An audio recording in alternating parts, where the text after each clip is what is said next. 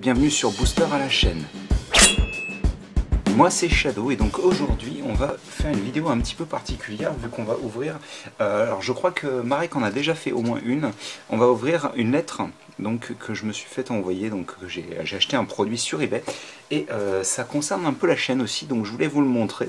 Donc on va s'ouvrir ça dès maintenant et ne vous inquiétez pas, donc vous aurez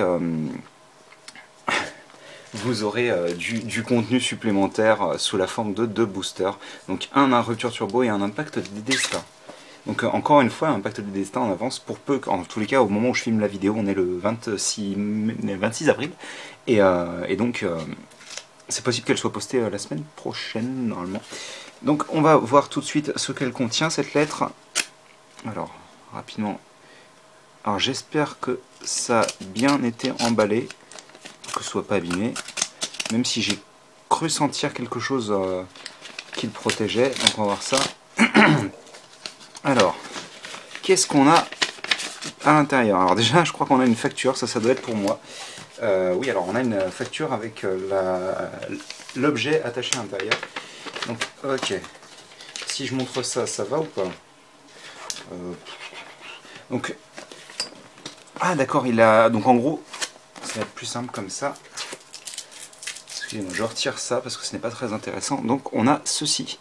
Oh, c'est réfléchissant. Donc ça c'est un top loader bien sûr, hein, pour ceux qui ne connaissent pas. Et juste à l'intérieur nous avons... Alors déjà, très bien, elle a été mise sous plastique. Ça me fait très plaisir. En plus c'est une KMC, c'est parfait. Enfin j'ai l'impression que c'est une KMC. Et donc, alors déjà, comme vous pouvez vous en douter, étant donné que l'arrière de la carte est différent, c'est une carte japonaise déjà, premièrement. Et on va voir ensemble ce que c'est. Donc, vous vous en doutiez peut-être, mais donc c'est la carte originale de la Gronne en japonais, donc qui fait partie de la série donc de ex Magma vs Aqua. Qui est une série qui est sortie en 2004 je crois, si mes souvenirs sont bons, donc ça fait 12 ans, cette carte a 12 ans et elle est en super état. Alors je vais la retirer de sa pochette pour pouvoir vérifier l'état. Sincèrement elle est vraiment très très propre, je suis bien content parce que j'ai pu en tirer, je pense, alors je ne me rends pas compte mais je pense en avoir tiré un bon prix, enfin l'avoir eu à un bon prix. On va la laisser dans sa pochette, bon je vais vous la montrer sans quand même.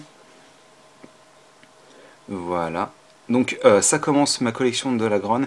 Alors je possède déjà une carte de la Gronne, j'ai plus le nom de la série, je sais que c'est une série Diamant et Perle, je la trouvais très belle à l'époque. Quelque chose des champions, donc l'âge des champions, je sais plus, enfin c'est une série qui contient entre autres Darkrai et Cresselia.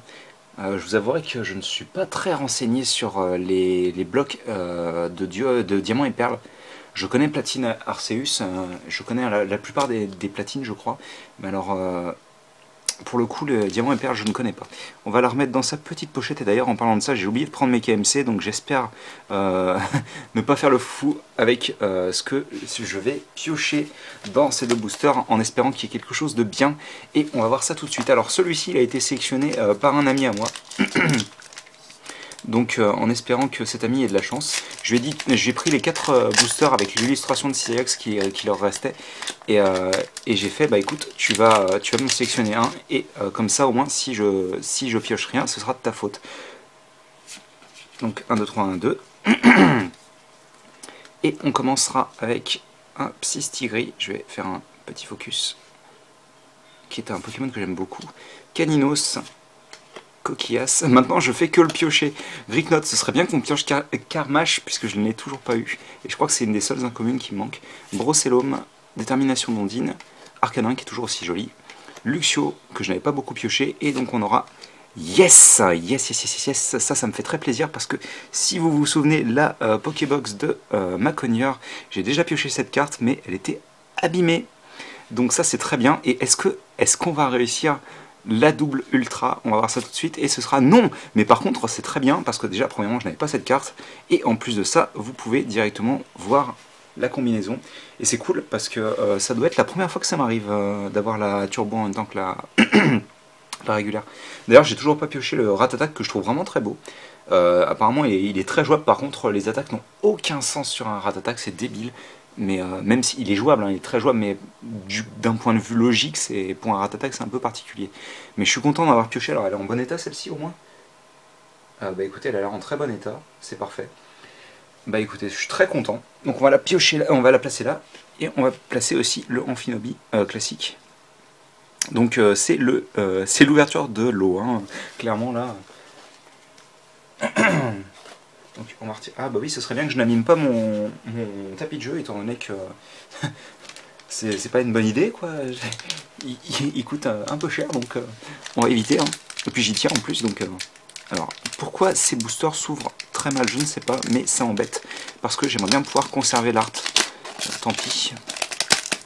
Parce que j'aime bien conserver un booster de chaque type pour ma collection, pour me mettre dans mon classeur en fait. C'est bizarre, ce booster est vachement lourd. Ou c'est moi qui ai faibli avec le temps, je suppose. Bref, on va commencer avec cet archéomère que j'aime beaucoup. Si vous ne le saviez pas, j'en ai parlé un petit peu lors de l'ouverture. Riolu, Rondoudou, Miaous, je l'avais déjà pioché celui-ci, Opermine, Kabuto qui est très joli, donc qui est un stage 1 pour rappel, enfin c'est un Pokémon de base, mais à l'époque moi je crois qu'il y avait marqué stage 1 hein, et qu'il évoluait d'un fossile. On va avoir... Ah oui c'est vrai que les deux fossiles sont des incommunes, et d'ailleurs c'est cool, même si je crois que j'ai pas pioché la carte qui permet de les faire revenir à la vie, quoi. Ni le fossile Dôme, ni le fossile Nautile. Je crois que c'est Nautile, il me semble que c'est Nautile hein, pour Amonita. On aura Terre Brûlée qui est une reprint, il me semble, de la carte de Primo Choc, puisque je crois que c'était la carte qui était à thème de Groudon. On aura un Opermine en commune reverse, et donc on aura... Ah bah écoutez, ça me semble pas trop mal. Un Goupelin en holographique. Donc c'est pas un Pokémon que j'apprécie beaucoup, mais une holo c'est une holo, et c'est très bien en plus puisque c'était une holo que je n'avais pas. Donc c'est très très cool. Donc la pauvre se retrouve entre 3 Pokémon aquatiques. Mais moi je suis très content en tous les cas, puisque déjà j'ai pu piocher Amphinobi classique et le break, oui le break, mais en français c'est turbo, à nouveau. Je vais peut-être les centrer d'ailleurs. Donc j'aimerais bien pouvoir me faire un décor avec des cartes de Lagron derrière placées là, et ce qui ferait qu'en fait, je vais vous faire un test. En fait je le ferai comme ça. La vidéo est terminée, si vous souhaitez y aller, il n'y a pas de souci. Hein. C'est juste que pour ceux qui veulent rester pour voir un petit peu comment le diorama évoluerait, enfin le fond évoluerait, je me mettrais peut-être plutôt comme ça, donc on verrait mieux la Gronne, et enfin je le pousserais en arrière, on verrait mieux la Gronne, et on aurait un espace avec quelques produits, on va dire, avec la Gronne dessus, quoi. Donc voilà. En tous les cas, je vais remonter un petit peu.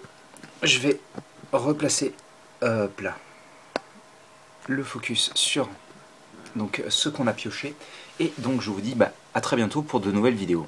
Allez, à plus.